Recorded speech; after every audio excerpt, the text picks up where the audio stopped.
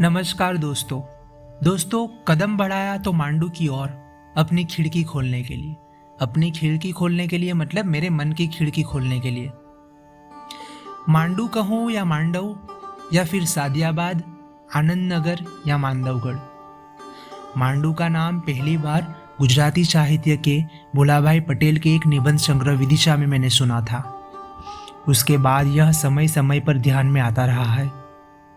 निबंध पढ़ते हुए मांडू घूमने की इच्छा उस समय बहुत प्रबल हो गई थी और इसी इच्छा और उत्साह में मैंने मन में संजो कर रखा था। बस यही समय का इंतज़ार था और वह समय आखिरकार फरवरी के आखिरी कुछ दिनों में आ गया। 21 फरवरी रात 8:30 बजे कड़ोदरा शहर के रास्ते से धार जाने वाली बस की मैंने बुकिंग करवाई। करीब 9 बजे हमारी बस राजा भोज की नगरी धार की ओर रवाना हुई। ठंड की मौसम थी लेकिन गर्मी भी ज़्यादा नहीं थी। हल्की हल्की हवा आए इसीलिए मैंने बस की खिड़की खोली। खिड़की का शीशा ऊपर खिसकाते हुए ही साफ रात का आकाश नजर आया। यह देखते ही मन प्रसन्न हो गया। बस भी तेजी से हॉर्न बजाते हुए हाईवे पे दौड़ रही थी, मानो उसे भी मांडू देखने का उत्साह ही बड़ा हो। सहयात्री अपनी अपनी कैबिन में बातें कर रहे थे और रात का खाना खा रहे थे। यह देखकर मुझे भी अपना टिफिन खोलने का मन हुआ। हालांकि घर से डिनर करके निकला था, लेकिन रास्ते में भूख लगेगी यह सोचकर मैंने 2-4 रोटियां कपड़े में बांध ली थी। खाना खत्म कर थोड़ा आराम लिया, लेकिन मन में मांडू की धड़कन थम ही नहीं रही थी। मैंने तय किया कि मुख्य दर्शनीय स्थलों की सूची बना लूं ताकि समय पर सब कुछ देख पाऊं। अब हमारी बस भरूच वडोदरा होते हुए दाहोद की ओर निकल चुकी थी। करीब रात 11:30 बजे हुए। नींद नहीं आ रही है। मैंने सोचा कि मैं थोड़ी देर के लिए बेगम अख्तर की मेरे हम नफस गज़ल सुनने लगूं। सुनते सुनते फिर कब नींद आ गई पता ही नहीं चला। बस एक ढाबे पर रुकी है। यात्री उतर रहे थे। बाहर अब भी अंधेरा था। ठीक से कुछ दिखाई नहीं दे रहा था। मैप देख ही रहा था कि कंडक्टर की आवाज़ आई, ए धार वालों जल्दी उतर जाओ चलो।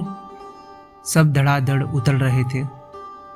मैंने भी बैग कांधे पर लटकाया और जल्दी से बस से बाहर आया। मन में थोड़ा नर्वस था, लेकिन उत्साह और आनंद दोनों महसूस कर रहा था, क्योंकि यह मेरी पहली सोलो यात्रा थी। अब तक तो दोस्तों के साथ ही बाहर जाता था। कई बार सोचता तो था कि अकेले भटकूं, दुनिया को खुली सड़कें और आसमान के नीचे घूमकर देखूं, लेकिन इतनी हिम्मत ही नहीं जुटा पाया। बहाने बहुत बनते रहे हैं, लेकिन आज तो सारे बहानों पर पूर्ण विराम मैंने लगा दिया और बैग लेकर मंद मंद मांडू की ओर बढ़ा हूँ। रानी रूपमती और बाज बहादुर की प्रेम कहानी के साक्षी बने उन महलों, कुंडों और मांडू की वादियों से मिलने जा रहा हूँ। बरसों पहला दब चुकी उनकी मोहब्बत की दास्तान को सुनने और देखने के लिए। उस रेवा कुंड को जहाँ रूपमती दर्शन करने आती थी और फिर बाज बहादुर के लिए साज छेड़ जाती थी। सुबह 7 बजे ढाबे से रिक्शा लेकर बस स्टैंड पहुँचा हूँ। पूछताछ करने पर पता चला कि 8:30 बजे मांडू जाने वाली बस आने वाली है। आसपास का जनजीवन धीरे धीरे जग रहा था। सूरज अभी भी निकला नहीं था। ठंड तेज थी। गरम चाय और इंदौरी पोहा का नाश्ता लेकर कुछ लिखने बैठा हूँ। धार की स्वच्छता देखकर अच्छा लगा। अचानक साथिया फिल्म का वो गाना जिसका संगीत AR रहमान के निर्देशन में है, वो याद आया। फरवरी की सर्दियों की धूप में, होले होले माड़वा के राग में, मीर की बात हो। लेकिन यहाँ मीर की नहीं, बल्कि रूपमती और बाज बहादुर की मोहब्बत की बात हो रही थी। सुबह 7:30 बजे मांडू जाने वाली बस लेट थी, इसीलिए उसी दिशा में जाती एक दूसरी बस में बैठ गया था। सोचा कि वहाँ से आगे किसी और साधन से पहुँच जाऊँगा। रास्ते में एक और बस मिल गई, जिसमें बैठकर लोगों की भाषा पर ध्यान देने लगा। यहाँ माड़वी और निमाड़ी भाषा बोली जाती है। यह भाषा मुझे गुजराती जैसी ही लगी। शायद गुजरात और मध्य प्रदेश की सीमा के पास होने के कारण भाषाओं और संस्कृतियों का मिलन हुआ होगा। मुझे खास तौर पर निमाड़ी बोलने वाले लोगों से मिलना था। बस में तेज आवाज में एक गाना बज रहा है, फिर भी जिंदगी की राह में अकेले हैं हम। सच में हम सब जिंदगी के रास्ते में अकेले ही तो है ना। खैर छोड़ो ये बातें।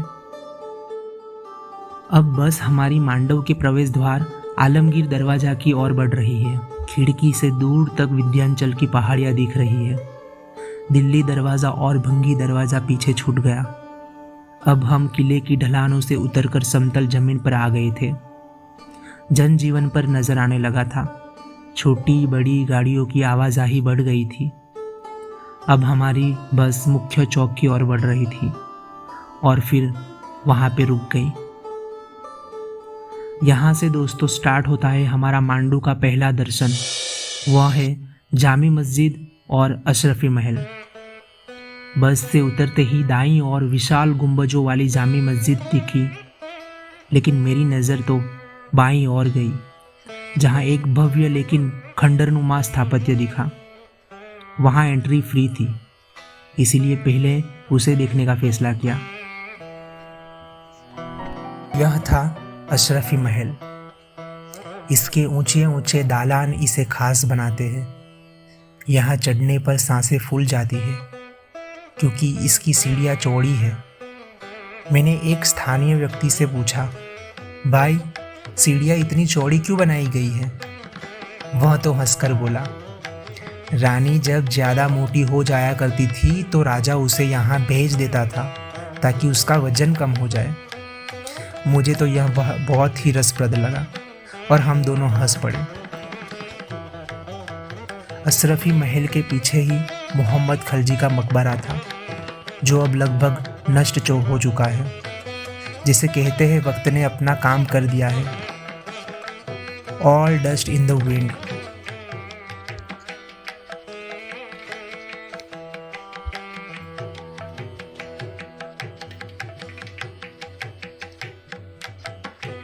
दोस्तों, अब मैं जामी मस्जिद की ओर कदम बढ़ा रहा हूँ।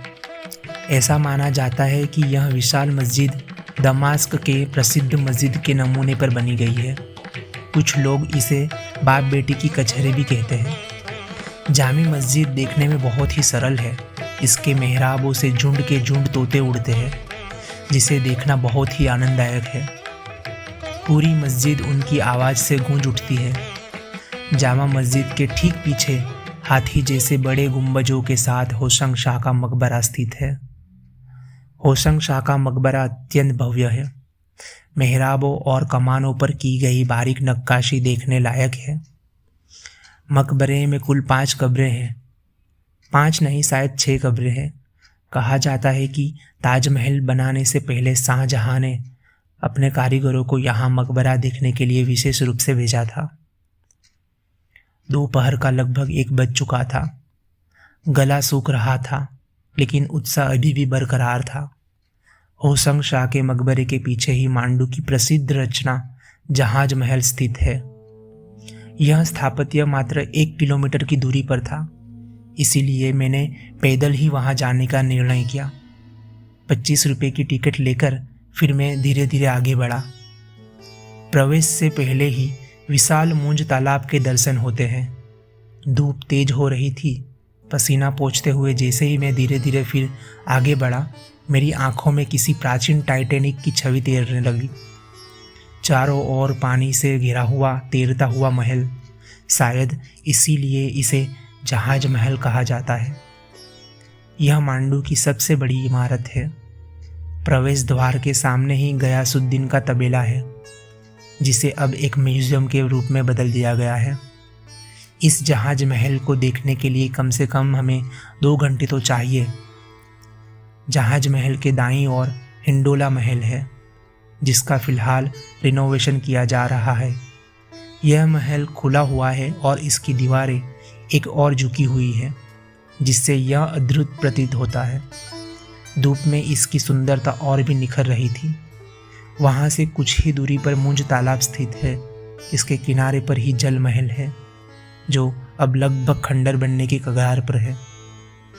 यहीं से जहाज महल का पिछला दृश्य भी देखा जा सकता है। बहुत ही ज़्यादा प्यारा है। कपूर तालाब, चंपा तालाब और मुंज तालाब यहाँ के प्रमुख जल स्रोत हैं। चंपा बावड़ी की कथा बहुत ही रोचक है। कहा जाता है कि इसका पानी चंपा के फूल जैसी सुगंध छोड़ता था। वहीं कपूर तालाब में रानियां स्नान करने आती थी और उनके शरीर से कपूर की खुशबू उठने लगती थी। सूरज धीरे धीरे पश्चिम की ओर झुक रहा था, इसलिए मैं भी धीरे धीरे निष्कास द्वार की ओर बढ़ने लगा हूँ। लगभग 3 बज चुके थे। भूख तेज लग रही थी।